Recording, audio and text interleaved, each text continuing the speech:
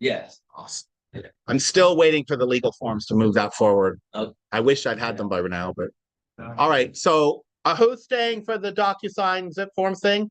All right, great. Jabbar. James. All right. Hello, people on YouTube. I hope we're about to get started here. This is a workshop on using zip forms and DocuSign for working with our clients. It's a basic primer, and I'm hoping that this will help you technically with some of the technical issues involved with using those tools as newer agents. So we're just waiting for everyone to get here. Okay, could you guys close that door when you go? Okay, we're going to get started here. The purpose of this workshop, you can pull up your laptops, it might be helpful. The purpose of this workshop is to talk about zip forms and DocuSign. So at a high level, can anybody tell me what zip forms is? At a high level, what is zip forms? Like, what is it? What is the tool? A library for what kind of forms? Yes, it's a library for our legal forms. That is what we use for all the documents. We're always talking about the listing agreement or the buyer agency agreement we talk about, or the property showing agreement, hundreds of others. They're all in this library and it's called zip forms. We're also going to talk today about DocuSign. What is DocuSign? Legally sign them. That's right. It is a tool for digitally inserting signatures and dates and checkboxes and other things into forms. It used to be that we actually had to physically print out a piece of paper, see the client, and have them use pen and ink to sign things and date things and check boxes. But nowadays, we can do it all with these resources and never have to talk to the person with other human ever again. So anyway, what we're going to do today is we're going to work through a scenario of using zip forms, the simple scenario. Then we're going to talk about an advanced technique that you can use to make life a little easier for you. This is not a full-fledged class on DocuSign and zip forms. It's merely an example of how you can use it relatively simply right off the bat. It seems intimidating. It's actually not that hard.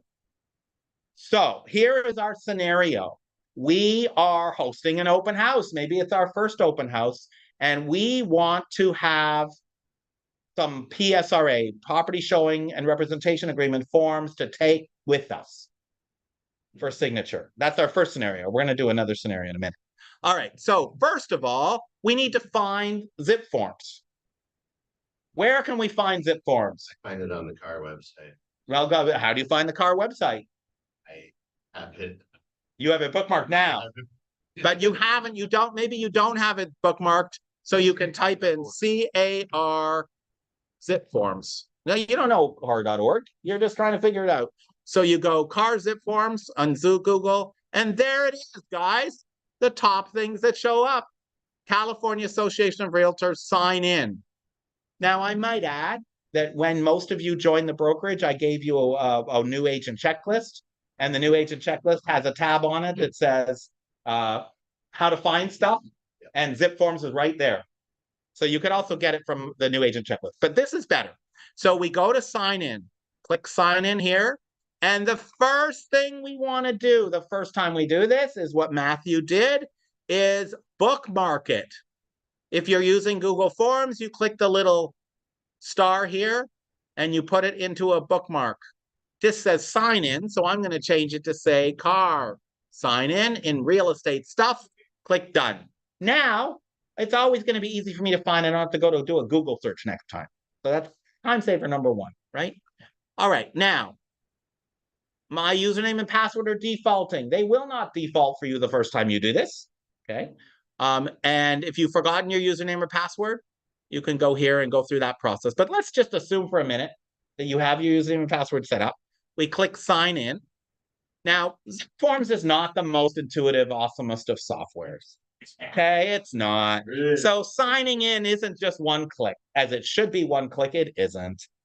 Zipforms has a lot to offer. It offers this transaction center, Learn and Thrive, Industry 360, Your Car. But this is the home screen. And every time you check in, it'll be a different picture of a different agent. Your name should be up at the top right corner. What we want to do for our purpose is click the big box, access transactions. That's the box we're always going to click, the big one with the big circles. And we're not done yet. Now we get a new screen. And the new screen, we have to scroll down because we want the leftmost box under car member benefits that says access now, transactions access now. So we click that. We have now, how many clicks have we done? The initial sign in, the sign in to the big circle, and now the sign in to Lone Wolf Transactions or the transaction file. That's 3. And if anyone is brand new to this and you go through this process and you see this screen here and it says continue transactions, and then you get in a doom loop where it brings you back to the car list of benefits, you need to call customer service. Yeah, that was a very rare thing though that happened to both of us. Yeah, but I have never heard it happen for anybody else. Well, Yeah, I hope it doesn't happen. Yeah, it's not you. That. So the 4th click, and you'll do this every time, is continue to transactions. Why is this page even necessary? I don't know. They want to advertise to you. So now you're seeing it's authenticating you. Okay. And now you are going to finally, after 15, 20 seconds, I mean, that's how bad this software is, right? It's ridiculous. Absolutely ridiculous in this day and age. We're so spoiled. I mean, we're so spoiled. Anyway, we're finally, It does. It takes forever. Okay. You may get a pop-up. We're not going to worry about that now. Here we are. Yay. We now are on our screen where we can actually do some work. You are new agents. You won't have any boxes. See all these boxes? This is all my stuff, teaching stuff and real clients. Okay. You're not going to have any of that. You're going to have a blank page. You're going to have this advertisement and then it'll be nothing. So we are going to go new. Click new. The new button at the top, it goes from blue to green when we click on it. And we have choices now. How do we want to, what kind of a file folder are we going to create? Imagine this is a folder. What kind of folder are we creating? What kind of a folder are we creating? Is this a listing? Typically not for new agents. It's typically going to be working with a buyer, but not always. Could be a listing you're trying to set up. Is this a new purchase or an offer? Well, maybe. I mean, we're just trying to get open house forms. Why are they making this so hard? Right? Is it a new lease? No. Is it a new lease listing? No. Quick e-sign. Don't know what that means. So we are going to choose the one that might be more appropriate, which is new purchaser offer. Okay, new purchaser offer. This is not a purchaser offer. All we're looking for is some open house signs. Name. Name is going to be the name of if you don't have a client, if there's no client name, which I would always put first, you put in the property address. So let's say this is the name of my listing right now. That is going to be the name. And there is not much required here except the category. And the category should be residential, multi-unit, or condominium for you guys. Maybe vacant land, but you're not likely to be hosting an open house on vacant land. So it's probably going to be residential, multi-unit, or condominium. Multi-unit is 2 or more for our purposes now. Okay. So mine's a multi-unit. And that's the only required thing. You click save. It will create a new folder. In our new folder, you'll get this screen here that you don't need to do anything with. Instead, we are going to go to add forms to this. So we click at the top here where it says documents. There are no documents. We are going to add a document. Remember, the only reason we're in here today in this example, this first example, is because we want to get some PSRA forms for the open house. So we click on all forms, and then how do we find, there's all these forms here. What should I type in the search bar? What if you don't know? There it is, property showing and representation agreement. Yes, if you know the 4-digit code, but not all of us are good at memorizing acronyms. What do you type? Open house. Open house. There it is. Property visited. Well, there's 2. Okay, so Ricardo's pointed out has reminded me, if you're in our example of an open house, you actually need 2. One is the open house visitor non-agency, and the other is the one that you want them to sign if they want you to, if you want to show them other houses. So you would print both of them. You're hosting an open house, you would print both of them. Thank you. So let's go to the property visit and open house advisory for now. And once we double click on it, it moves over. And if we double click the other one, it moves over too. We then X out the form library, so it stops showing up. Now we have our two. Just double click them. You just double click them. Up at the top, documents, all forms. Yeah, top right corner. There it is. Stupid little things, right? This should be so much more intuitive. Anyway, all right, let's see. So property visit and open house advisory. So two different forms, remember, for open houses. One form is your visitor. Anyone who visits needs to sign it. You have to bring it with you to every open house and have every visitor sign it. But then there's this one where you want, this is that one. This is your visitors, sign it, one page. Only two names here, but people can sign. Is this the right one? This is not the one for signing. That's the OH. Yeah. Open house advisory. Yeah. Yeah. No, but the other one I added was, no, it doesn't matter. So now I got this on the screen. How do I get back? I click the back button. Let's go find the other one.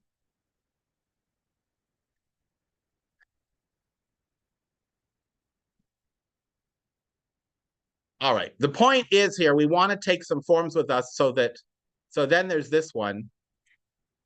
Okay, so that raises a whole other issue. This one is the one you take, open house visitor, non-agency disclosure and sign in. This is the one you want with all these fields for people to do sign in, not the one I just showed you. But it does raise a question. And it raises the question is that, well, we just went through those two forms. That's what Stephen was talking about. He wanted the one where we want someone to sign to go look at some properties with us. And why didn't we find the PSRA? Because the PSRA doesn't have the word open house in its name. So we didn't actually get the right form, which is very instructive of how hard this software is to work with, right? So you didn't find it. So you're now back here looking for it again. So you didn't put in open house. What else might we say? Property showing. Property showing. There it is. Property showing and representation agreement. Isn't it frustrating? Right? It's not a great intuitive library. We're getting so spoiled by the AI helpers. Now we have the one we want. Property showing and representation agreement. We double click it. It brings us into the form. And now we got all this stuff here. I typically X out all this extra stuff. All right. So now we're confused again. It says disclosure regarding real estate agency relationship. This isn't the right form. Oh my God. Why didn't we get the right form? Well, because in their wisdom, the lawyers at Carr want to make sure that everybody you ever work with signs an agency disclosure to protect you and them, so everyone knows what everyone's roles are. This form shows up where else? BRBC, when they're writing a buyer represent, when you download the buyer representation agreement. Where else? RPA, when you're writing an offer. Where else? One more. Listing agreement. So when you download the RLA, RPA, BRBC, or PSRA, you don't get those forms right away. You get other forms first, including the agency form. They should sign both pages. Yeah, not just the last page. So the first two pages, disclosure regarding agency, they sign that, acknowledging that you're a buyer agent and not a seller agent. They sign that. And then they sign the property showing and representation agreement afterwards. This is not a class on how to fill out these forms. This is a class on how to use Zipforms, so we can talk about more later. So here we are. When we get into this form, you want to make sure all the boxes are checked properly. You don't have a buyer name yet, but you know there will be a buyer, so you could put an X in the buyer box if you want. You know you're an agent. Now, this may come up with you as KW Advisors East Bay. It may come up automatically.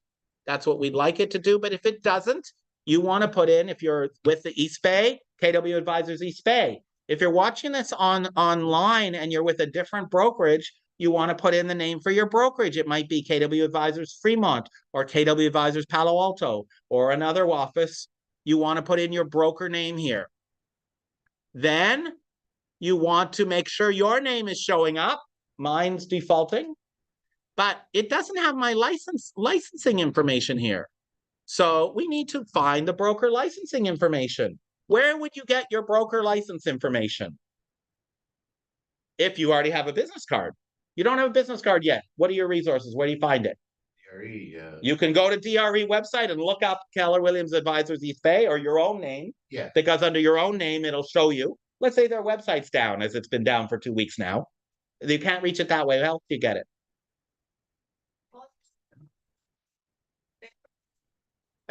Yeah, you can go back to your signing paperwork. You can also go to the agent portal. It's right on the first page of the agent portal. You can also text me, text your mentor, call Connor. There's no reason why this should take a long time, guys. There's so many ways to get it. I happen to have it memorized, which is really sad. Okay. We're sad to go. Yes, KW Advisors East Bay. If you put Keller Williams, it's not the end of the world, but let's do it right. Now, my license number is not here either. How annoying. So I have to put in my number, and that's fine. Okay, the date, and then it takes me the property showing agreement. It defaults to today's date. You fill it out as appropriate, blah, blah, blah. And then the bottom page 2 is just initials, and then it's going to have in it information defaulting from when I set this all up for me, which is really good. I don't have to enter it. If it doesn't default this stuff for you, I'm going to show you a way to make it default this stuff for you. And that's it. Now, this is all fine and good if you're going to print them up. If you're going to print them up. But let's suppose that you actually have been on the phone with someone that you know, and they say, you know, Linda, I really want to go see 27 Main Street. Can you show me 27 Main Street tomorrow? And Linda says, of course, I'd be happy to show you 27 Main Street. I need you to sign a form. To make things simple, I'm going to DocuSign it over to you. Is that okay? And the person says, oh, that'd be great, Linda. Thank you so much. I'm really grateful you're available. Show me the house tomorrow. So now Linda brings up the same form, but now she types in her buyer's name.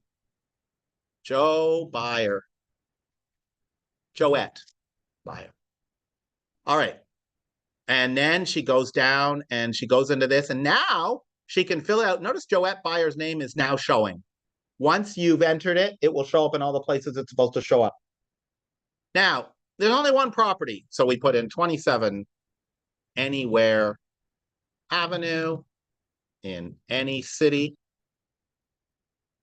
in any, well, I have to put a state and a zip code. All right. Oops. All right. And then she fills this out the way she has to fill it out. You must put a start and end. You have to put in the compensation. So I want this to actually work. So we're going to put in start today, ending, say, you want this to be the full month, guys. Always go for the full 30 days because there's no reason not to. And if you just say 5 days, you're going to be doing paperwork again in 5 days. So don't always do the full 30 days allowed by this, not to exceed 30 days.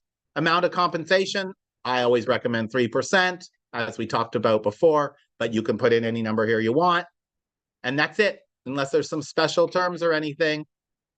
And then you go down to the bottom, and your buyer's name is here already, and your information's already there. Isn't that great? So now, what do we do? Now we want to DocuSign it. So this is all a matter of, I would click save first because I don't trust technology.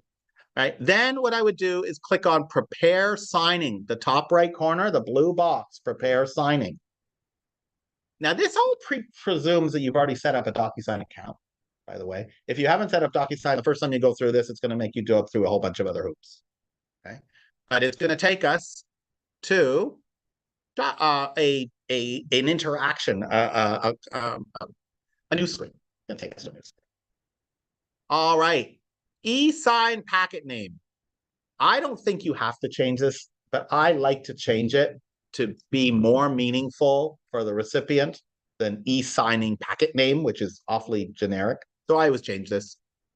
Signing service defaults to DocuSign.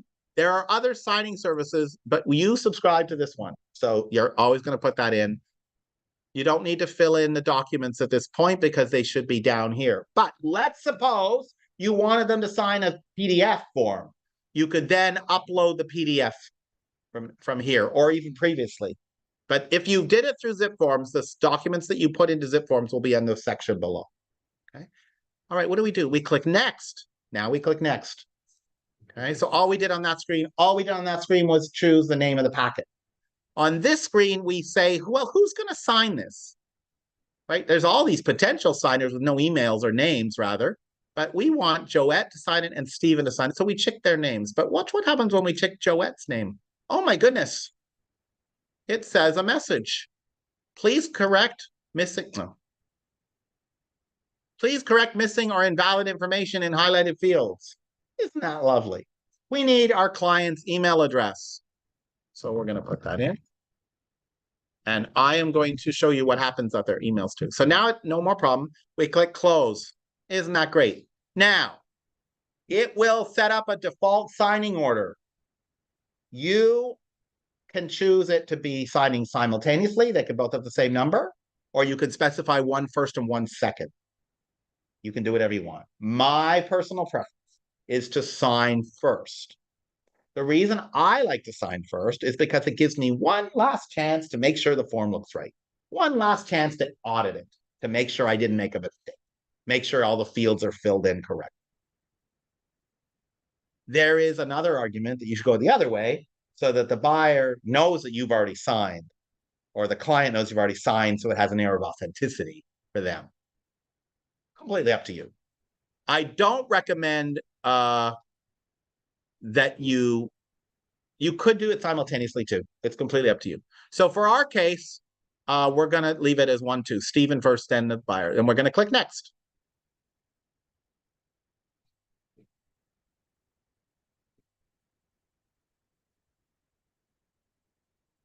And we wait. Yeah, it's I think within a year, this is going to either look completely different or be much faster and more streamlined. This is relatively new. It's within the last 2 years that we've been able to link really good, have a good link. Maybe a little longer, but it's awkward. All right, now we are actually in the DocuSign app. We are no longer in the Zipforms app. We know this because of the blue bar across the top. That's the only way we know. And why is that important? Because now we can see the tagging. We call this tagging, where initials and dates have been inserted.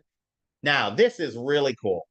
Years ago, it would not pre-insert, and you had to go in and manually drag and create from the left-hand side what you wanted to do. Now you only do that sometimes, and you don't have to do it in many cases, including this one.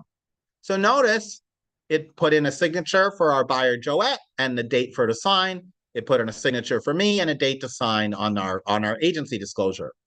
And then on the next form, the property showing agreement, it put in our initials. We know which one is which person by the color. The blue is our buyer, the yellow is us, right? And we can tell if I change it to Joette on the left-hand side, it'll go blue. Ah, not there yet. Then on bottom of page 2 is the initials. And then on the bottom of page 3, it has inserted the tabs for us again. Always check that the tabs are done right, because the program is still a little buggy and still sometimes misses tabs or puts them in the wrong place. It still happens, especially on less well-used forms. Really heavily used forms are better. And it's not as bad as it was 3 years ago, so you guys are lucky. Okay, so, but always check. Be a good steward. Okay. All right, everything's looking good here. What do you mean? No, well, what you're looking for is that line. That little line should be matching the line. But if you want to move it up, okay. It should be right on the line. That's where the bottom of it's going to be. It's not a huge deal, but you're right. All right, now we could simply send it. I don't like to send it right away. I like to go up to the top. This is just me. Click on Actions and edit the message. For some reason, it doesn't have a standard option to customize. You have to actually manually go up here and click Edit Message to customize your message. Because look what it's looking like right now. It doesn't say anything. So we want to say, I always say, please sign this property showing agreement. Hi, Joette. So looking forward to seeing you at the property later today. Here is the form we discussed. Please sign and let me know if you have any questions about it. And you don't even need to do this. I just think it looks more professional to have a personal message. So I click done. And now I know that they're going to get the personal message. Now I'm ready to send it. So there's a little button at the bottom right, and it says send. And it will say after it's done, it'll say thank you for using DocuSign. This is annoying too. If I were in the DocuSign app, doing it, starting it from there and not using this interface, it would come up with the please do you want to sign right now for me, but it doesn't do that.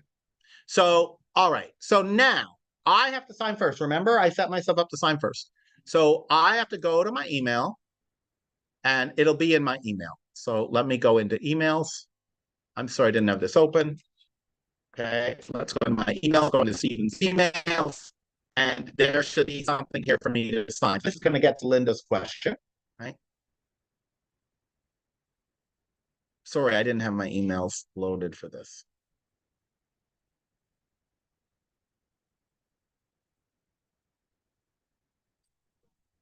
It's really slow today. Why is it so slow?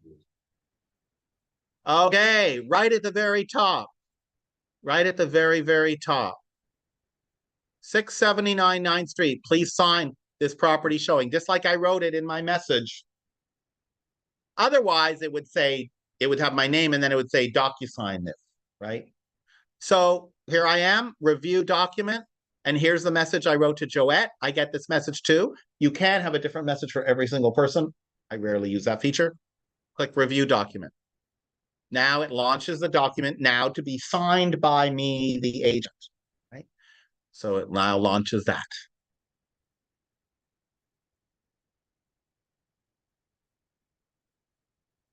All right, so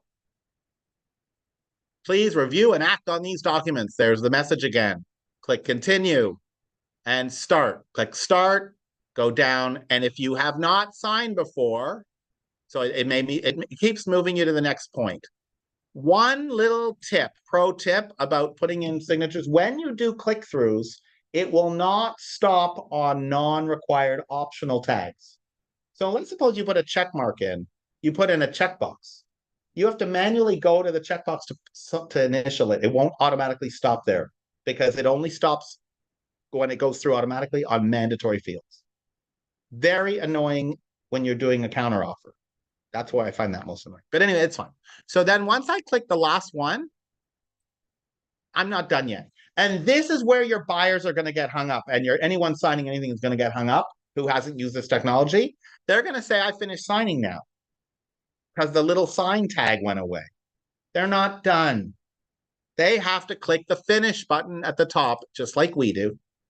And once they click finish, they're done. Wouldn't it be great if a pop-up came up on the screen and said, please click to finish?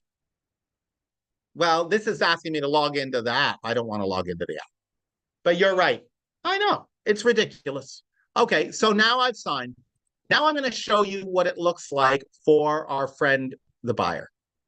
So I'm going to launch my other email service so you can see what it looks like there. Because it looks a little different.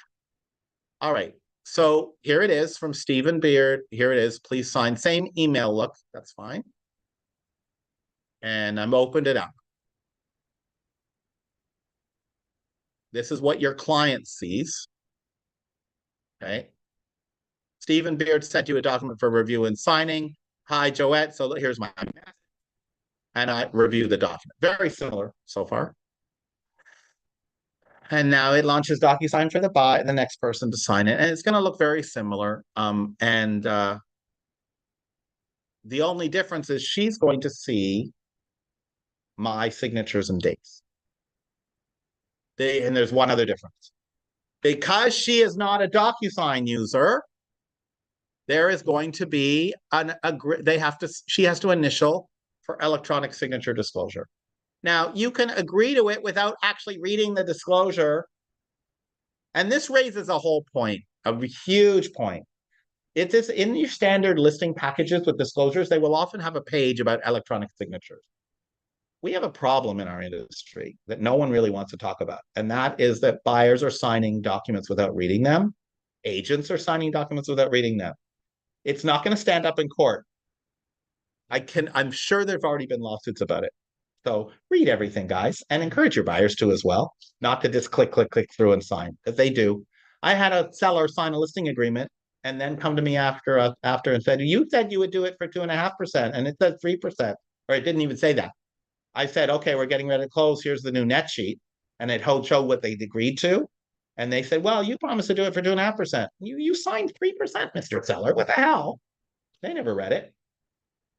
I gave them the 2.5% because if they said that I said it, then I'm not going to. Customer's always right. I didn't fight with them. There was reasonable doubt. There was reasonable reason to believe that I made a promise, enough of it that I wasn't going to fight with them. Anyway, but every situation is different. And if the conversation, it was just a special circumstance. My point is that you're not reading forms. Your clients aren't reading the forms, including important stuff like how much they owe you. 1 in 10 maybe is reading. Get back the money. You already signed 3%. It goes through escrow. There's no money yet. Only when the deal closes does money move. No money moves when you sign. Money moves when the deal closes. Okay. Okay. So there's no money in play to get back. They're just going to pay me less. All right. They check the box. They agree to the electronic forms. Then they can click continue. Okay. And then they sign like we did. The only difference being they see my signature and they see my date because I signed first. Actually, that's another reason for me to sign first, because they do see that I've signed first. If I sign second, then they don't know that I've signed it. So it is less authentic. So it's always better to sign first. Not what I said before. Now, this is another thing new. They don't have a preset DocuSign account. So it's going to ask them to verify their names and signatures. Now, for some of you, this is not new. You've been signing electronic forms for 2 or 3 years now. This comes up. Anyway, adopt and sign, or they can go and change it. Then it lets them put in their initials. And again, they must click finish, even though it doesn't tell them. And then what happens at our end? Okay, so now it wants you to set up DocuSign and do all this stuff, which you don't have to do. Set your password, finish setting up your free account, sell, right? Not needed. All right, so now let's go back to Stephen's email inbox. And we're now seeing, well, should it have 2 lines here? One line says they viewed it. Now, viewed it, when you see viewed it, it does not mean they read it. It means they opened it. That's all it is telling you. They opened it. Okay. But then it's followed by completed, which means they signed it. They may still not have read it, but they've signed it. And now you can go to the sign one, and usually there'll be a PDF attachment at the bottom. For some reason, sometimes you don't get the PDF, in which case you have to go into your DocuSign account and download it as a PDF. But usually it does show up. Now you have it. It's fully signed. You send it to your transaction coordinator. You keep it in your files, or you print it out and give it to the buyer, although that's not necessary. That is how you are now ready for the open house or for the showing, even if you've left it blank. All right, now, that's all fine and good, but this software can be made to work more friendly-like for us. So what I want to talk about for the last part of this is the use of something we call templates. Sorry, let me go back to the home page. Okay, so we're now back to where we started, our home page of all of our stuff. Now, let's suppose you're going to be a power user of this, which all of you will be. It's really helpful to set up templates. And what are templates? They're preset forms that have stuff in them already, so you don't have to enter it every time. If it's not going to change, you don't want to enter it every time. So how do we set up a template? Well, there's a tab at the top called Templates and Forms and Checklists. So now we are going to set up a template. Now, I did this class on Tuesday in another office, so I already have a folder. But let's suppose this folder wasn't there. I would click New, and I would click whatever category, in this case, New Purchase or Offer, And then I would call it test template. And again, I'm going to be forced to specify a category. I just put in residential. I would leave the auto apply off, at least until you're a power user, and save it. And now, wow, I'm in my template. There's no documents display. Surprise, surprise. So we want to create a template for a buyer representation agreement. Okay, let's do that. We want to have a standard template for buyer representation agreements because there's more than one form. Here, your BRBC and a bunch of others. So we're in a template. We're gonna create a buyer representation template. So we look up BRBC. There it is. Click on it. And it added it. And sorry. Now we X that out, and there it is. This is in template. So we are not talking about an actual client here. We're talking about a form we're setting up for use next time we have an actual buyer. Here we are in our form. So what are we going to do here? We are going to put in default information. Check the box for buyer, so that comes up. Put in our broker information so that it comes up automatically every time. KW Advisors eSpay in our example today. Put in the DRE number so it automatically populates every time. Put in our name so it automatically populates every time. I don't know why it's there so many times. Put in our own license information. This is exactly what we did before, right? The only thing that's different now is we're creating a template so we don't have to do it in the future. All right, date prepared. Now we're in the buyer representation form. The right to represent we can't put in. We don't know what buyer we're going to use it for. We don't know the date we're going to do it. We don't know the representation periods. We always want to check box A2 exclusive as our starting position in a negotiation with a client. So we check that box. That way we have the conversation. I only work on an exclusive basis, Mr. Buyer. Property type, we're probably going to leave blank. All this other stuff we'll probably leave blank.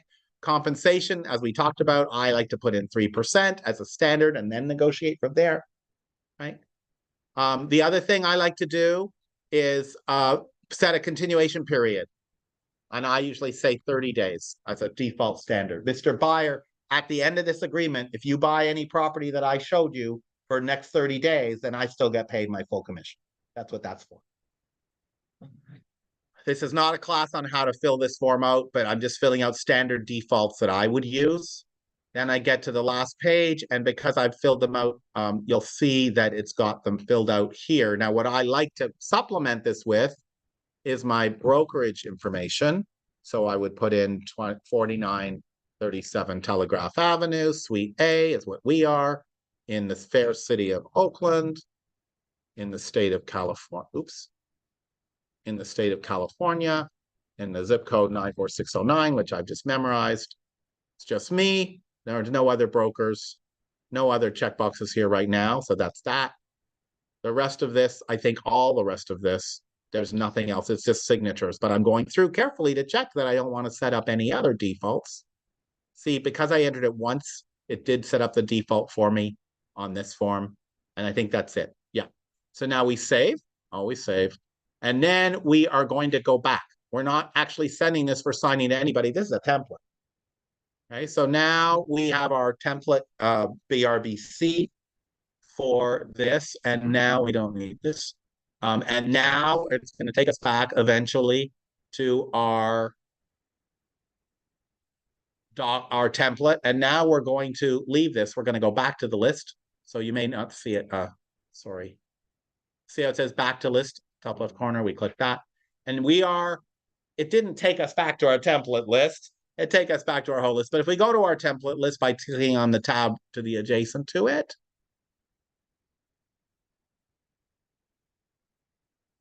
you will see test template is now there. That's the one we created. Okay. Now, just for my own business, I created a purchase agreement template, a buyer agency forms template, and a listing template that I use all the time. So now you're probably wondering, well, how do we use these templates? How do I actually put them into effect? And that's the last thing we're going to do today, is we are going to go back to our transactions list. And this is what we see when we first logged in, remember? So then the question is, we have a new buyer that we're really excited about. And they are ready to go out and show property. We don't have a purchase specifically, but we absolutely have want to work with them as buyers, and we want them to fill this form. So let's suppose it is Joette. We went and showed Joette that house, and she loved us so much that she is now ready to sign with us. So we put in Joette, her full name, and then we don't even need anything else because this is going to be her file. No property address.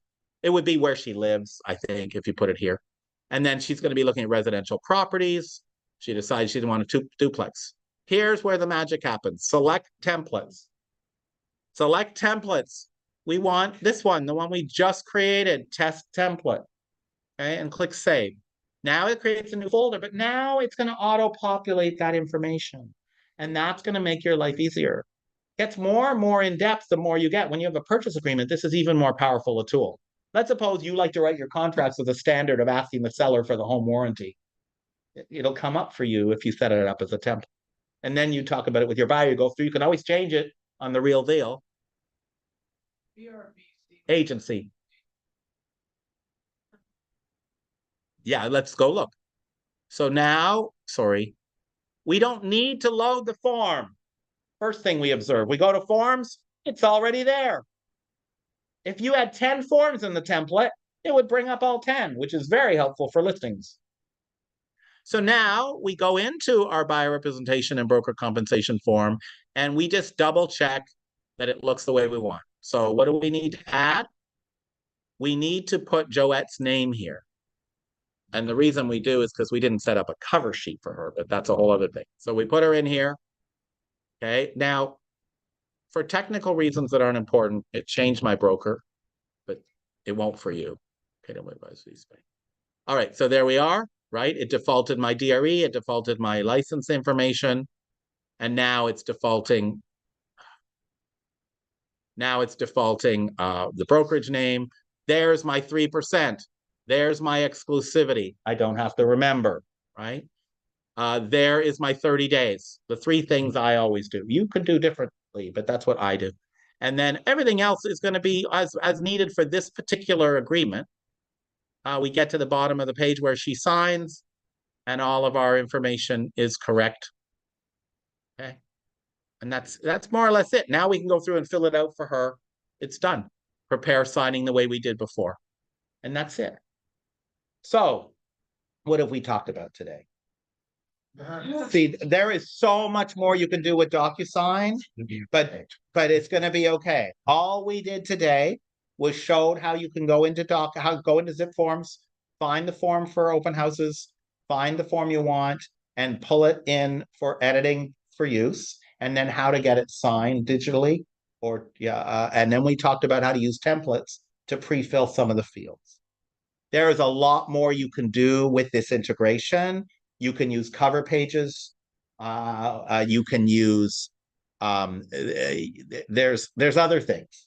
But that's just two very simple things that should allow you to get through these first few months better. Yes. When you're working with a buyer, do you usually save them as a party if you're gonna do more than one offer? So then you just click on that. They have their own folder. So yeah, so what I do is I actually create a new folder for each offer. The reason is because if it goes further than just an offer, I then have supplementary documents associated with that offer, that like a counter offer or disclosure forms that might get integrated, and I want everything in one folder. So I typically have a folder for my client has the BRBC, and then a new folder for each property they write on. That's what I do.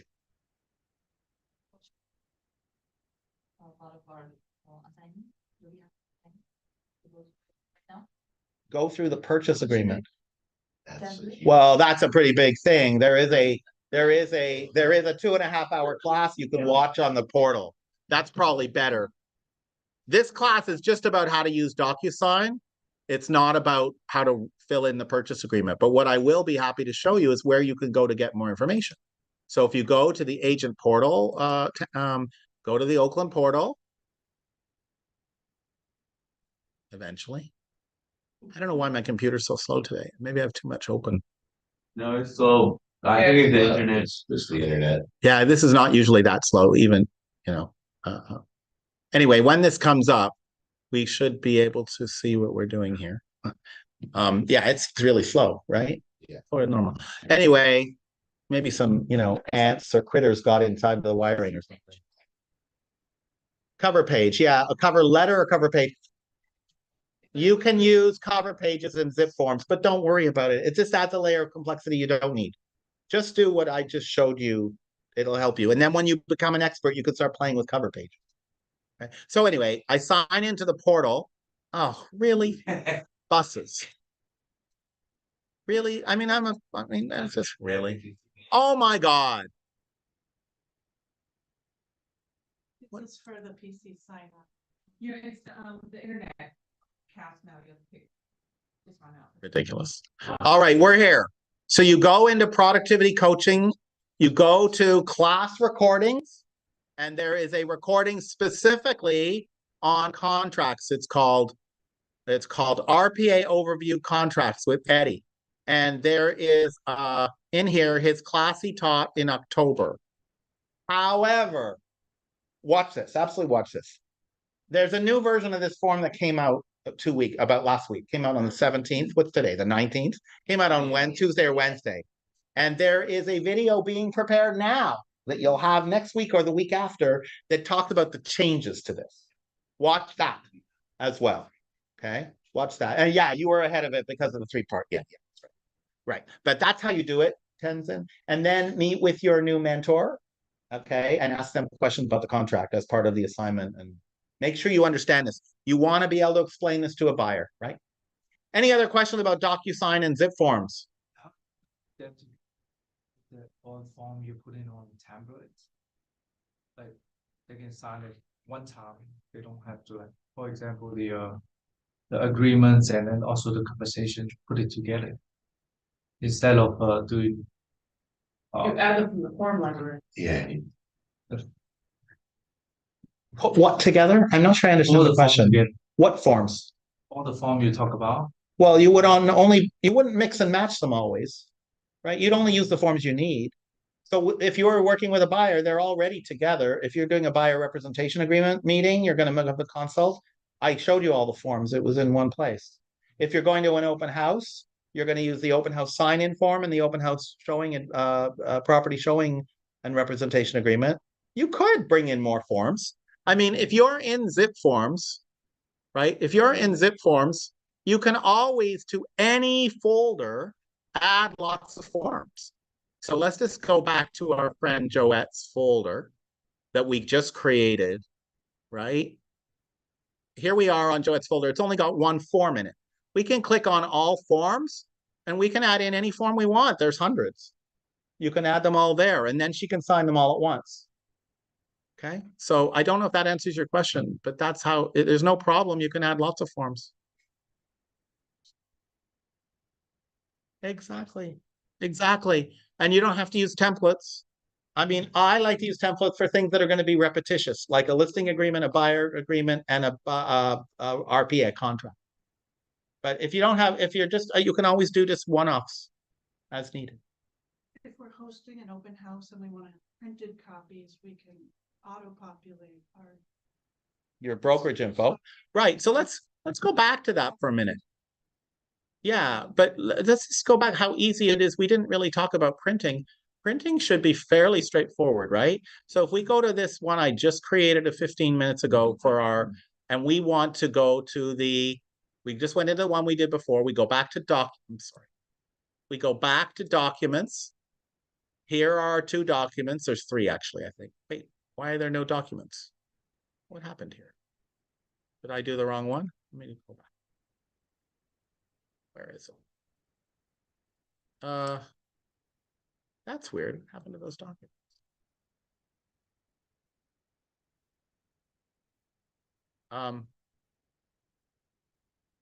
Here we go. Okay, so here are documents: property showing agreement, property showing and representation agreement. So let's suppose I'm going to be really optimistic. The open house can be crazy crowded, and I'm going to get 5 buyer agreements signed for showings. So here's my form with the agency and the buyer and the property showing, all I need to do is click the print button. And it will print, it can print a blank copy or sample copy. That's pretty sweet. Blank copies. Blank copy, please. Yeah, it depends. There are some that you can't print blank copies, but here's a blank one. But see, it has the word sample all over it. So blank is not, you don't want sample. Says you cannot Yeah, print it depends. Yeah, they'll make you put dots in, put in periods for addresses. Just put a period or underlines. The special character, you can bypass it, but that is stupid. I agree. I don't like that either. But yeah, that's all there is to printing. And you print. Yeah, I had to do a print screen and just print it up, saved it, and I printed 10 at a time. Yeah. Yeah. So But So- God, by the way, you can print or you can just download a PDF version. Yeah, but you're right. There's some weird limitations on blank forms. that was Yeah, there's a legal reason. Yeah. Yes. New versions of forms auto-populate. And it'll give you a warning if you've got an old version, or it'll delete the form. Yes. How do you manage your library? So Ah. you have a bunch. Yeah, I'm very poorly. So when you go to my personal library, they give you these preset categories: active, pending, closed, inactive, fell through, and prospect. Those are the standard categories. You can put your form in any one of them you want, right? As you can see, I've got 504 active. I do not have 504 active. I have 127 prospects. That's also way wrong. I don't use this right. I just let them go because it's so easy to search by name. So I don't bother with it. But you could use these categories. And then how do you specify? If we bring up this lady, let's see how easy it is it's in summary, right? So if we change her here, then it'll move it or over here. And then if you pull up a listing agreement, will it automatically add all those extra forms like the earth? Yes. No. It'll add the forms you need to get the thing signed. It will not add the form. Oh, that's interesting. They've split the listing agreement up now. The first one with the dots. They put the dot first so you can see it right away. The most used ones. Is that what they're doing with the dots? Yeah. So Okay. they do that for. Didn't know that. I didn't know that's what the dots were. I missed that. Okay, so here we go. Residential listing exclusive. What it brings up, Linda, the one with the dot is the most commonly used version. Thank you. I didn't know that. So if we do this, what we get are the forms you need to get signed as a standard listing agreement to have a legal agreement. Agency, our listing agreement. Let's see what else is in here. And then it'll have in it, God, this used to be a 3-page form. The MLS addendum, the seller advisory, the broker compensation advisory, the PSRB, the PRBS, the possible representation of more than one buyer or seller, fair housing, and appraisal is probably next. Oh, consumer privacy. Appraisal is not there anymore. That's interesting. Anyway, those are the ones that are expected to be signed with every listing. But the ones you're asking about, you would have to either put in this file or in another file. I typically work with my transaction coordinator for disclosures. I don't put them in the original. When I meet with a seller, I don't want to overwhelm them with paperwork. So I just do this, the stuff that's legally obligated. I do add 2 forms. I add the key safe and lockbox addendum to give me permission to put a key box there. And I also add the seller SELM waiver of MLS because normally we don't go on the market within 2 days. So I need to buy time with the MLS if we're going to be off market for a while so I can prep the property. So I add those 2 to this. So in my template, you will see those. But apart from that, there's no need to add any others, in my opinion. Talk to your mentors. They may have a different practice around that. We are out of time. Thank you, guys. I hope this has been helpful. Good. Thank you, people on Zoom.